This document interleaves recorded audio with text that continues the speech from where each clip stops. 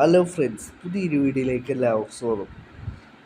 മുൻ കേരള ബ്ലാസ്റ്റേഴ്സ് താരമായിരുന്ന ഈ ജനുവരിയിൽ കേരള ബ്ലാസ്റ്റേഴ്സ് ടീം വിട്ട അലക്സാൻഡ്രോ ക്വയഫ് ഇപ്പോൾ പുതിയ ടീമിൽ ജോയിൻ ചെയ്തിരിക്കുകയാണ്.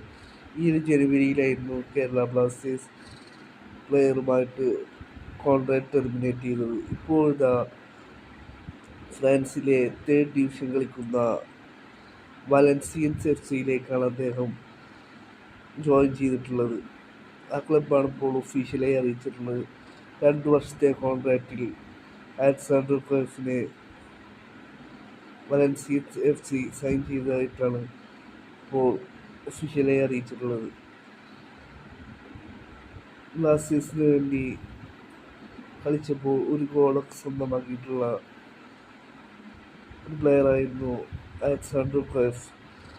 ബ്ലാസ്റ്റേഴ്സിൽ ലെഗാത്തോർ വന്നപ്പോഴാണ് ക്വയഫിനെ ബ്ലാസ്റ്റേഴ്സ് കോൺട്രാക്ട് ടെർമിനേറ്റ് ചെയ്തത്.